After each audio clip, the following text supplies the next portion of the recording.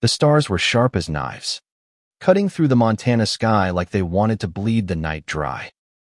I was 18, shivering in a flannel jacket, standing at the edge of a campsite I didn't want to be at, with a man I barely knew but couldn't stop staring at. This was supposed to be my dad's trip, his annual escape to find himself in the wilderness, but when he bailed last minute, he sent his best friend, Caleb, to take me instead. I'd known Caleb my whole life, but not really. He was the guy who showed up at barbecues, all broad shoulders and easy laughs, tossing me into the pool when I was a kid. Now, at 35, he was still that guy, Dan, weathered, with eyes like a storm over the Rockies, but something in me had shifted. I wasn't a kid anymore, and the way my pulse raced when he looked at me wasn't just hero worship. It was dangerous, electric, and wrong. He was my dad's best friend. Straight as an arrow. Untouchable. We set up camp in silence, the kind that hums with unspoken words. The Bitterroot forest was vast, swallowing us in pine and shadow. Caleb knelt by the fire pit, his hands steady as he coaxed flames from damp wood. I watched his fingers, calloused from years of carpentry, and wondered what they'd feel like against my skin. "You okay, Ethan?"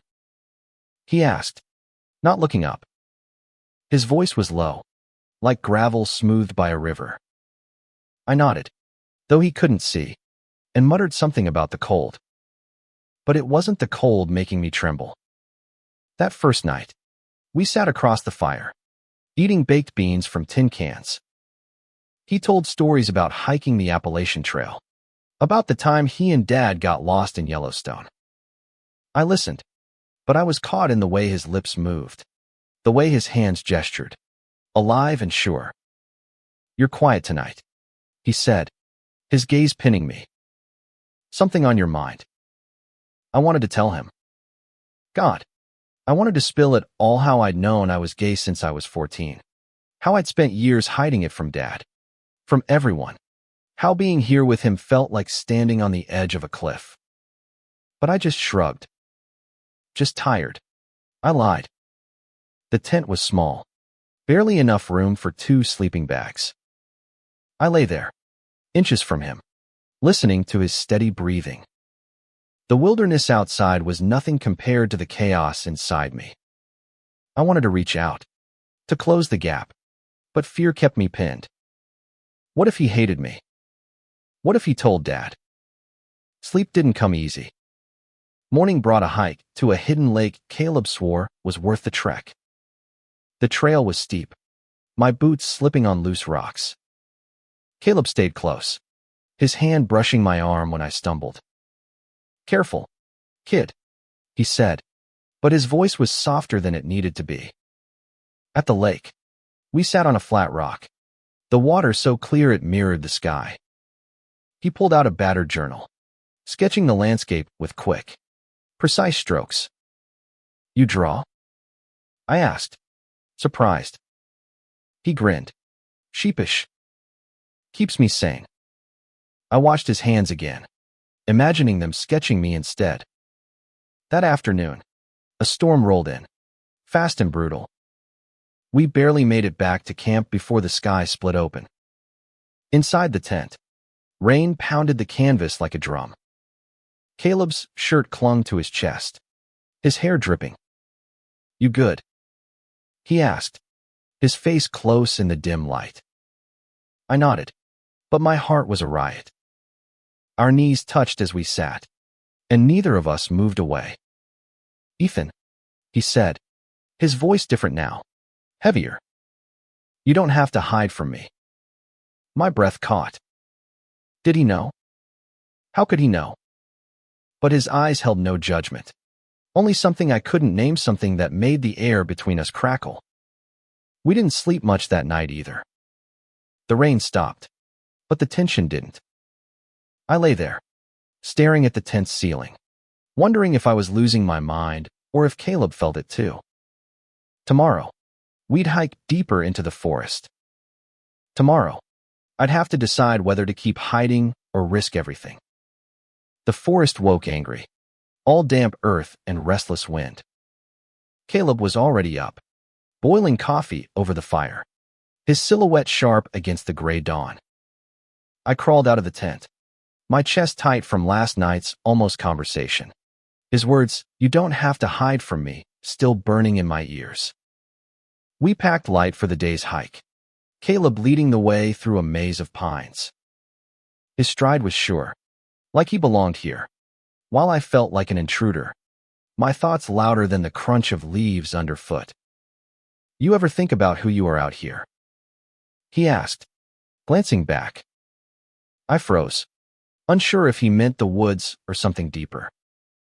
"Just trying to keep up," I said, dodging. He smiled, but it didn't reach his eyes. The trail opened to a ridge overlooking a valley, all jagged peaks and endless green. Caleb stopped, pulling out his journal again. "This place," he said, sketching. "It strips you down. No lies, no masks." His words hit like a punch. I wanted to ask what he meant, but my throat locked up. Instead, I sat beside him, our shoulders brushing. He didn't pull away. Back at camp, we cooked trout he'd caught in the lake, the fire spitting embers into the dusk.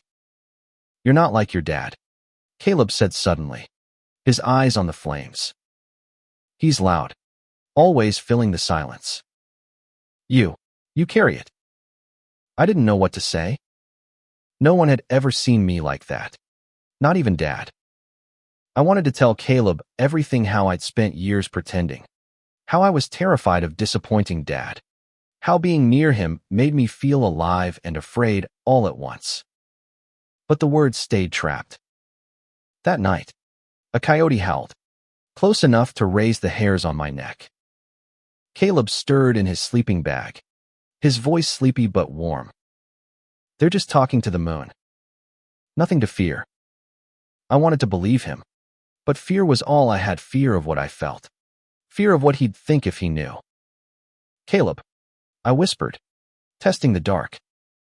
"Yeah," he answered, too quick, like he'd been waiting. I chickened out. "Nothing," I said. The silence that followed was heavier than the forest itself. The next day, we hiked to a waterfall, its roar drowning out my thoughts. Caleb stripped off his shirt and dove in, laughing as he surfaced. "Come on, Ethan," he called. I hesitated, then followed, the icy water stealing my breath. We swam, splashing like kids, and for a moment, I forgot the weight of my secret. But when we climbed out, dripping and shivering, his hand lingered on my shoulder. "You're stronger than you think," he said, his voice low. My heart slammed against my ribs. Was he just being kind, or was there more? Back at the tent, we dried off, the air thick with unspoken things. Caleb pulled out his guitar, strumming softly. "Play something for me," I said, desperate to keep him close. He chose a slow, aching song, his fingers dancing over the strings. I watched, mesmerized, as the firelight painted his face. When he finished, his eyes met mine, and I swear the world stopped. "Ethan," he said, his voice rough, "what are you so afraid of?" I opened my mouth, but nothing came out.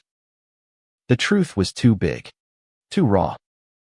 Instead, I leaned closer, just a fraction, and his breath hitched.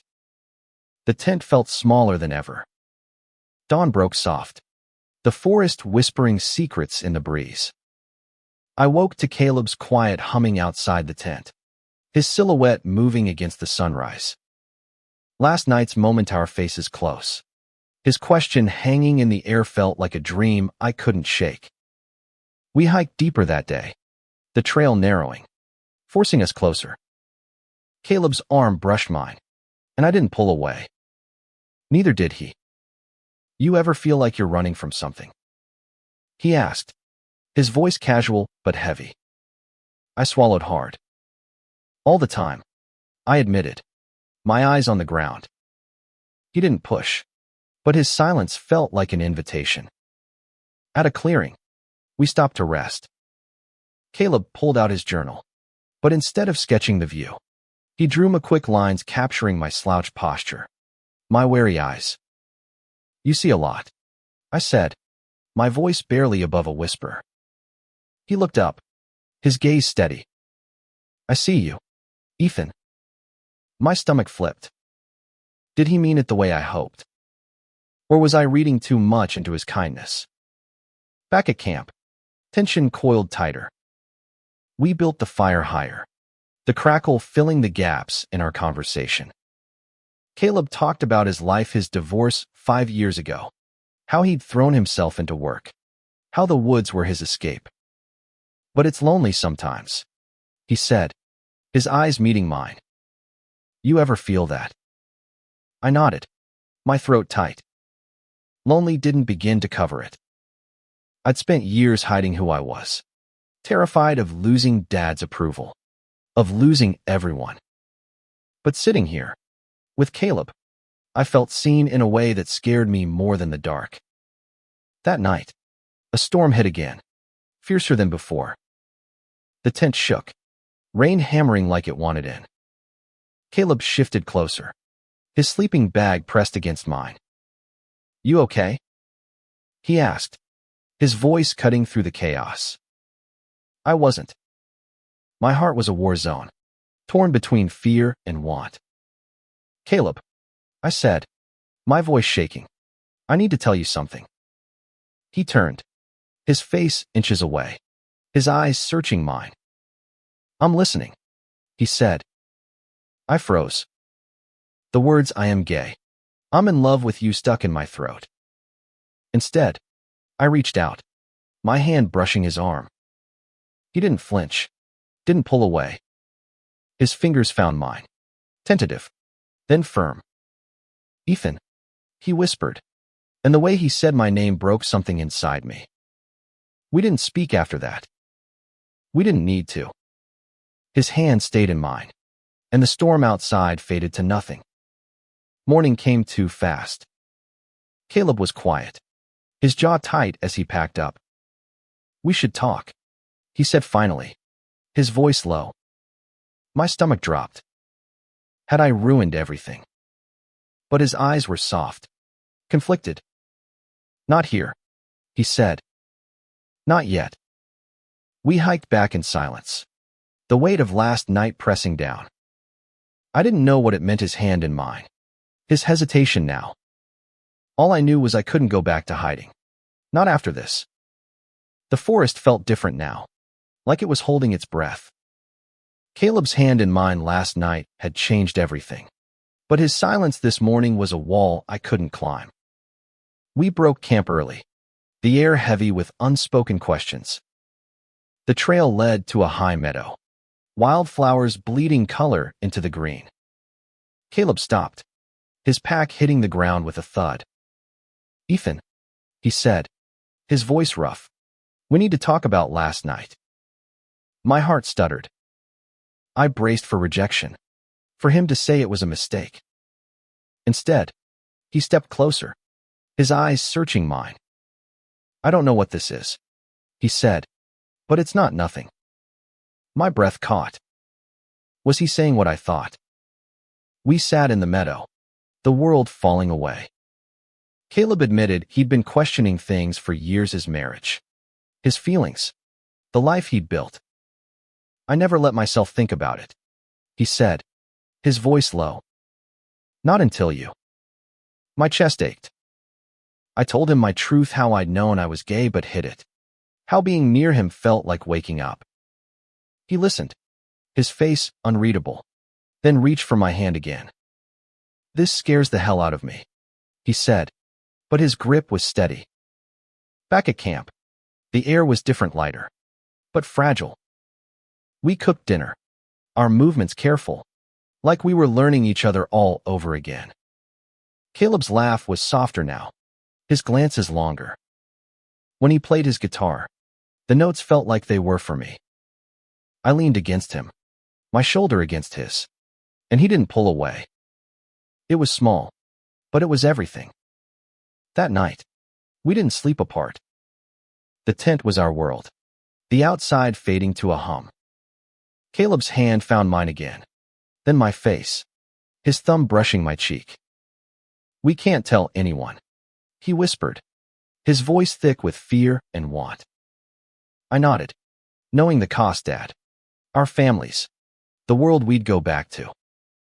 But in that moment, I didn't care. I kissed him, tentative at first, then desperate, like I'd been starving for years. He kissed me back, and the wilderness inside me finally felt like home. Morning brought reality crashing in. Caleb was quiet again, his eyes distant. "We need to be careful," he said, packing up. "Your dad, he'd never understand."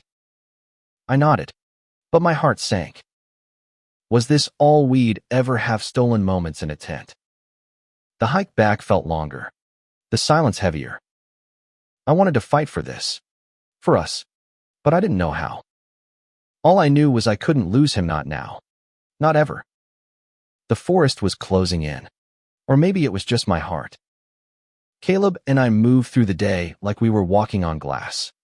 Every glance a risk, every touch a promise we couldn't keep. Last night's kiss lingered, a secret too big for this small tent.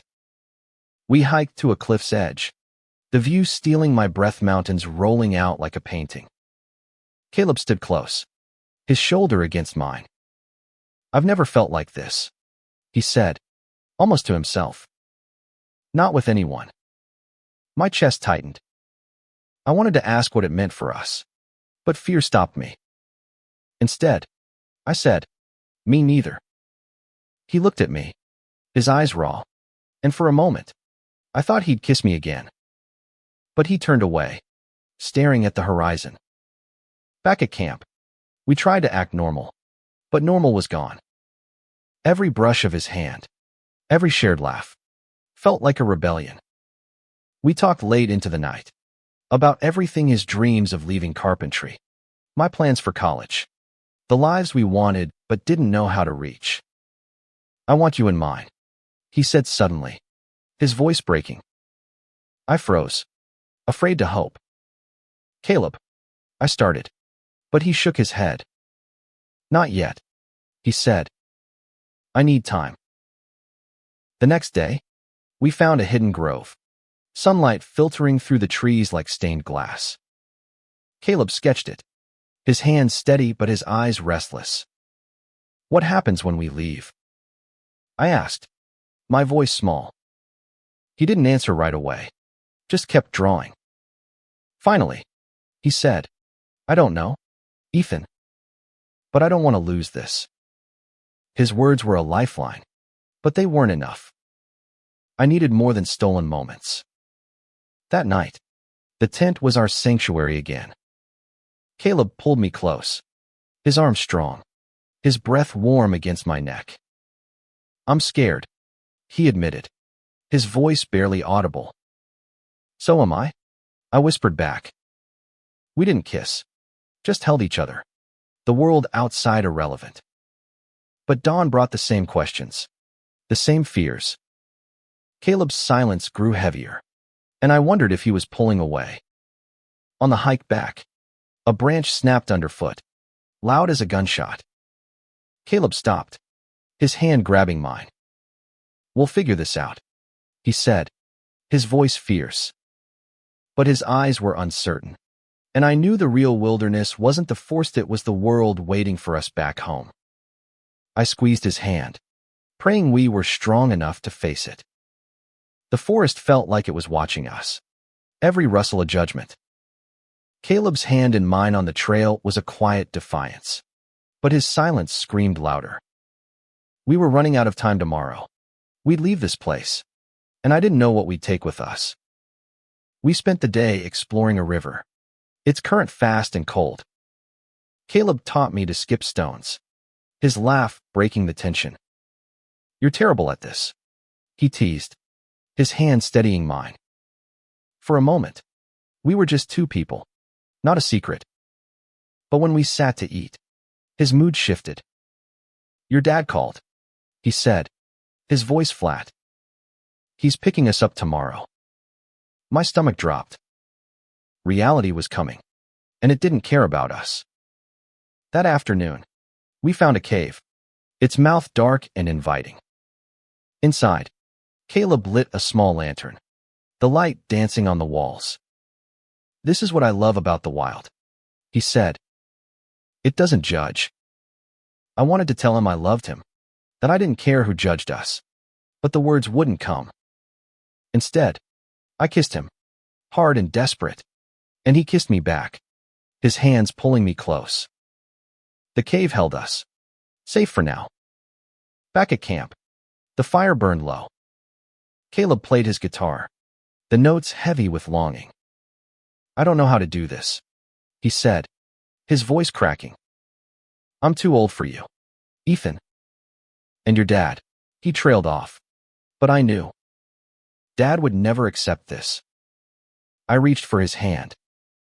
"We'll find a way," I said, more certain than I felt. He didn't answer, but he didn't let go.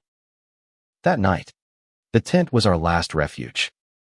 We lay tangled together, his heartbeat steady against mine.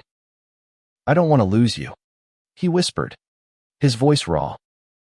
"You won't," I promised, but doubt gnawed at me. What if he chose safety over us? What if I wasn't enough? Morning came, gray and heavy. Caleb packed in silence, his movements mechanical. "We'll talk when we're back," he said, but his eyes avoided mine. The hike to the pickup point felt like a funeral. I wanted to scream, to beg him to fight for us, but I didn't. I just walked beside him, memorizing the lines of his face, praying this wasn't the end. The pickup point was a gravel lot, Dad's truck already waiting. Caleb's hand brushed mine one last time before we stepped out of the forest, and I felt the loss like a physical ache. Dad hugged me, oblivious, his laugh loud and jarring after days of quiet. The drive home was torture. Dad talked about work, the weather, anything but the trip. Caleb stared out the window, his jaw tight. I wanted to reach for him, to anchor us, but the space between us felt like miles. Back at the house, Dad disappeared to shower, leaving us alone in the kitchen. "Ethan," Caleb started, his voice low, "we need to be smart about this." I nodded, but my heart screamed. Smart meant hiding. Smart meant losing him. That night, I lay awake, replaying every moment: the tent, the cave, his hands on mine. I texted Caleb, "Can we talk?" His reply came hours later, "Tomorrow." My place. My pulse raced. Tomorrow could be everything or nothing. Caleb's apartment was small, cluttered with sketches and tools. He opened the door, his eyes tired but warm. "I've been thinking," he said, pulling me inside. "It's not simple. But I don't want to walk away." Relief flooded me, but his next words stung. "Your dad can't know." "Not yet." I wanted to argue, to demand more, but I saw the fear in his eyes. He was risking everything too. We sat on his couch, closer than we should have been. He told me about his past, how he'd ignored his feelings for men, how he'd built a life to please everyone else. "You make me want to be honest," he said, his hand finding mine. I kissed him, softer this time, and he held me like I was the only thing keeping him grounded. But the clock was ticking. Dad would notice if I stayed too long. The next day, Dad asked about the trip, his eyes narrowing when I mentioned Caleb. "He's a good guy," Dad said, but there was an edge to his voice. Did he suspect? I brushed it off, but fear settled in my gut. Caleb and I stole moments texts, late-night calls, a quick coffee when Dad was at work. Each one felt like a victory, but also a reminder of what we were up against. By week's end, I couldn't take it anymore. I went to Caleb's, my heart pounding. I'm tired of hiding, I said, my voice shaking. I love you, and I don't care who knows. His face softened, but his eyes were scared. Ethan, he said, this could ruin everything. I didn't care. I kissed him, fierce and sure, and for the first time, he didn't hold back. The world didn't end when I kissed Caleb, but it felt like it might. We stood in his apartment, the air thick with everything we'd been too afraid to say. I love you too, he whispered, his voice breaking, and those words were worth every risk. We decided to tell Dad. It wasn't easy. Caleb's fear of losing his best friend, my fear of losing my father. We planned it carefully, choosing a quiet Sunday at home. Dad was in the living room, flipping through a car magazine. When we walked in, hands clasped. We need to talk, I said, my voice steadier than I felt. Dad looked up, his smile fading as he saw our hands. The truth came out in peace as me coming out. Our feelings. The camping trip that changed everything. Dad's face went from confusion to shock to anger. You're joking, he said, his voice sharp. Caleb, he's my son. Caleb didn't flinch. I know, he said. And I love him. Dad stormed out, slamming the door. The silence that followed was deafening. Days passed without a word from Dad. I stayed with Caleb, his apartment my refuge. We talked about the future, moving somewhere new, building a life. But the hole Dad left ached. Caleb held me through it, his strength keeping me whole. He'll come around, he said, but I wasn't sure. A week later, Dad called. Meet me at the diner, he said, his voice gruff. I went, Caleb by my side. Dad sat in a booth, looking older than I'd ever seen him. I don't get it, he said, his eyes on me. But you're my son, and I don't want to lose you. It wasn't acceptance. Not yet, but it was a start. Caleb squeezed my hand under the table, and I felt hope flicker. Months later, we moved to Seattle, a city big enough to hold our dreams. Dad visited, awkward but trying. He and Caleb rebuilt their friendship, slowly, over time. The wilderness had tested us, but it also gave us courage. We'd face the unknown inside that tent, inside ourselves, and come out stronger. Love wasn't easy, but it was worth every fight.